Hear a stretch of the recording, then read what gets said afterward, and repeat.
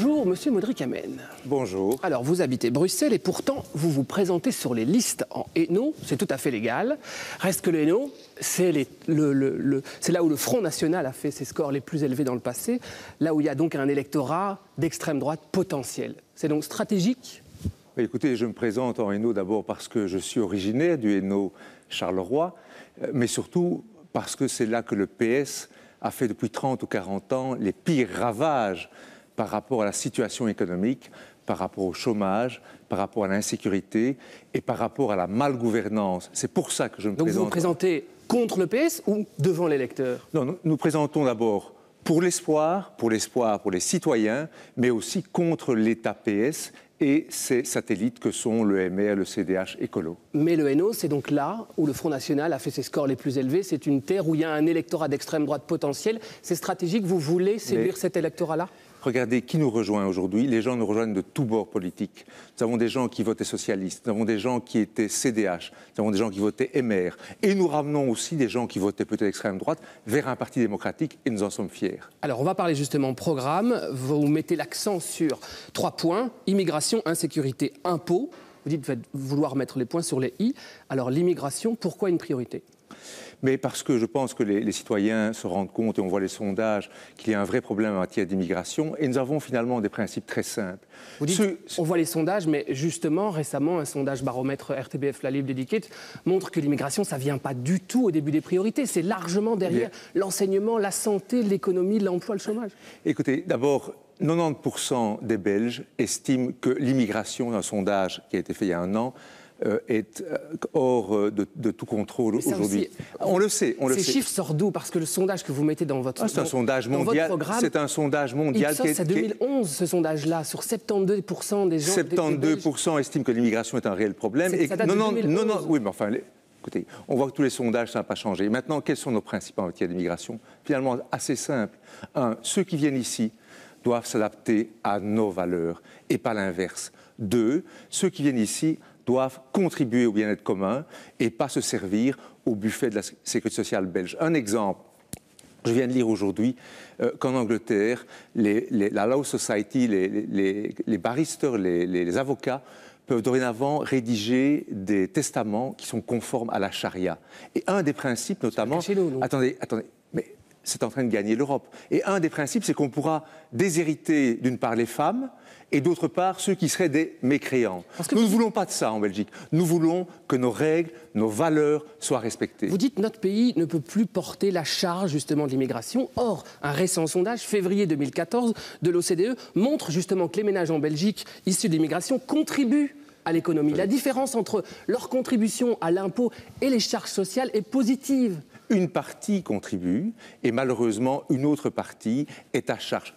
Les autres chiffres, pas de sondage, mais la sécurité sociale belge, 40% des immigrés non européens travaillent, 60%... Vous sortez ces chiffres d'où? Mais ça, ce sont les chiffres de l'ONSS. Ils sont publics, que vous tapez ONSS. Mais non, c'est faux. Allez voir ONSS. Immigration non européenne, 40% sont au travail, 60% ne travaillent pas. Alors que pour l'immigration européenne et les Belges de souche, 65% en âge de travailler travaillent. Un gap immense, une différence immense. Et ça, c'est à charge de tous les Belges. Parce que je lis aussi dans votre programme, les étrangers qui débarquent d'un pays lointain se voient accorder des avantages sociaux auxquels la population, je cite, de souche, ne peut prétendre. D'où vous sortez cela? Mais écoutez, un exemple, vous savez, il y a des listes d'attente incroyables en matière de logements sociaux et vous avez dans nombre de sociétés d'adaptation sociale, vous avez effectivement une priorité qui est donnée aux étrangers qui arrivent, alors qu'il y a des gens qui sont ici, qui ont cotisé, qui attendent et qui se voient dépassés effectivement par des gens qui sont débarqués la veille, à qui on confère comme ça une priorité. Ce n'est pas normal. Et donc ça veut dire quoi? On met des murs, on reste chez soi, on ferme les frontières? Non. On a des règles, on serre les boulons. Comme je vous le disais, ceux qui viennent ici, qui respectent les valeurs, d'une part, et qui viennent pour contribuer, sont les bienvenus. Ceux qui ne sont pas dans ces règles n'ont rien à faire chez nous. Alors, vous faites aussi le lien dans votre programme entre immigration et insécurité. Vous avez régulièrement affirmé que la violence était d'origine étrangère. Vous dites que les prisons sont peuplées à 80% d'étrangers. Alors, on va un petit peu être technique sur les chiffres, mais vous savez, en tant qu'avocat, qu'il n'y a aucune statistique ethnique dans notre pays. Le seul chiffre qu'on a, c'est que 44% des détenus sont ressortissants d'un pays étranger. Donc ce chiffre, ça ne tient pas compte des détenus belges issus d'immigration. Donc c'est une bataille de chiffres pour faire peur. Il y a des statistiques. La réalité, c'est qu'effectivement, il y a encore eu une enquête hier sur RTL qui le démontrait, 50% plus ou moins des personnes qui sont dans nos prisons sont étrangers. Et des 50 autres %, la moitié ont la double nationalité. Vous avancez ça comment? À part brandir des chiffres pour mais ce sont stimuler, des statistiques qui sont connues, on ne les publie pas, elles sont connues. Et demandez à ceux qui travaillent dans les prisons... Vous croyez qu'il y a réellement un lien entre immigration et insécurité? Mais je constate qu'il y a une partie de l'immigration qui pose problème, et cela tout simplement pour permettre l'assimilation et l'intégration des autres. Nous disons que les pommes pourries doivent être écartées. Donc, ceux qui sont délinquants... C'est quand même très stigmatisant, ça, non? Mais pas du tout. C'est pour justement permettre le vivre ensemble à terme. Ceux qui sont des délinquants graves, ceux qui sont des récidivistes, nous les expulsons. Ceux qui prônent la charia, la haine, justement, qui remettent en cause le vivre ensemble, ils doivent partir. Mais il y a certains principes démocratiques qui sont légaux ou pas légaux. Il y a une justice pour ça, ça existe déjà.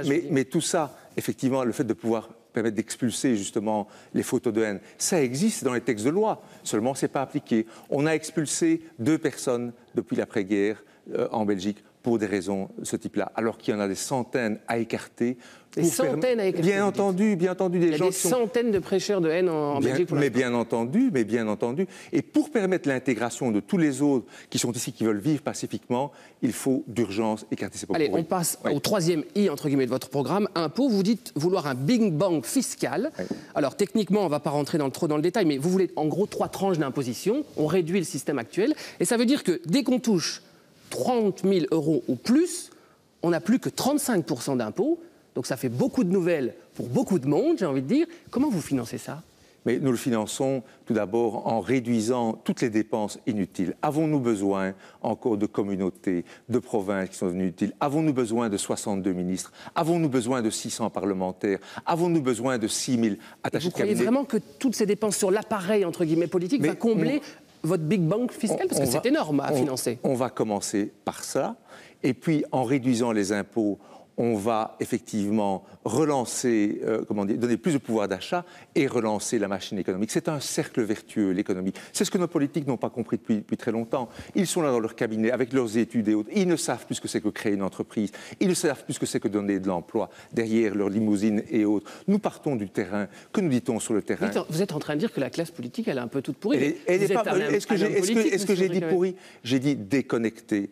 C'est un petit peu le syndrome du dinosaure. Ils ne se rendent plus compte de ce qui se passe autour d'eux et du rejet de la population. Certains sont là depuis 30 ans au pouvoir, n'est-ce pas? On l'a Anke Links, les Michel et autres, les Reines depuis 30 ans. Est-ce qu'il n'est pas temps de renouveler la classe politique, d'apporter de l'air frais dans les idées? D'ailleurs, je constate encore une chose, c'est que nous avons un programme qui est adapté à... Vous n'avez pas répondu à ma question. Comment vous financez votre réforme fiscale? Il n'y a aucun chiffre, du coup. Eh bien, je voulais d'abord, on réduit les dépenses publiques inutiles. Et deuxièmement, en créant de l'emploi, en relançant la machine économique, on va justement créer plus d'impôts pour compenser certaines baisses d'impôts telles qu'elles découlent de notre programme, justement. Et le projet fiscal, c'est justement l'objet de notre débat de mise au point dans quelques instants. Alors aujourd'hui, ce sont les élections municipales en France. Ce soir, on va probablement beaucoup parler du score du Front National. Vous avez déjeuné, je crois, avec Marine Le Pen, vous confirmez, présidente donc du Front National. Vous adhérez à ces idées? Je partage une partie de ces idées. Ça veut dire quoi, une partie? Une partie, mais écoutez, je pense qu'il y a des critiques à faire sur l'Europe. Nous pensons qu'il faut redonner plus de pouvoir aux États-nations, respecter l'identité. Mais je ne partage pas, par exemple, son programme économique, qui est beaucoup trop étatiste, beaucoup trop socialisant, par exemple. Alors comment on peut être proche, se dire proche d'un parti d'extrême droite, sans accepter mais écoutez, nous sommes un parti de rupture, et chaque parti de rupture a son ADN. Mais si vous adhérez aux idées du Front National... Je viens de vous dire que je n'adhérais pas à toutes les idées du Front National. C'est un peu une marche arrière, d'ailleurs, non? Attendez, pas du tout. Nous sommes ce que nous sommes. L'ADN que nous avons insufflé dans le parti. Nous avons une série de partis qui sont des modèles. L'UDC suisse, par exemple, qui est au pouvoir depuis 20 ans et qui est en même temps le principal parti. Qui a, par exemple, mis dernièrement à l'agenda politique une votation sur des quotas d'immigrés. Tout ça, vous acceptez? C'est votre conception, justement, idéologique. Bien sûr. L'UDC, parti de pouvoir en Suisse, premier parti suisse, nous adhérons. Et pourquoi vous n'affichez pas clairement, alors, du coup, une étiquette de droite extrême Mais nous ne sommes pas droite extrême, puisque je vous dis que nous sommes en train de fédérer, justement, au sein de notre parti, des gens qui viennent de tous les milieux, de la gauche, de la droite, du centre, des mandataires qui étaient au MR, qui étaient au PS, qui étaient au CDH. Vous savez que nous avons l'ancienne porte-parole de Mme Miliquet et de M. Wathelet, qui nous rejoint, qui sera deuxième sur nos listes à Liège. Est-ce que vous croyez vraiment que nous sommes d'extrême droite si nous parvenons à attirer tous ces gens, tous ces citoyens qui veulent le changement, tout simplement, qui veulent le renouveau citoyen? Et on analysera ça justement jusqu'au, et bien sûr, le 25 mai. Merci Modric Amen pour cet entretien. On va passer tout de suite à notre débat de mise au point. Je change de place et je vous retrouve avec mes invités.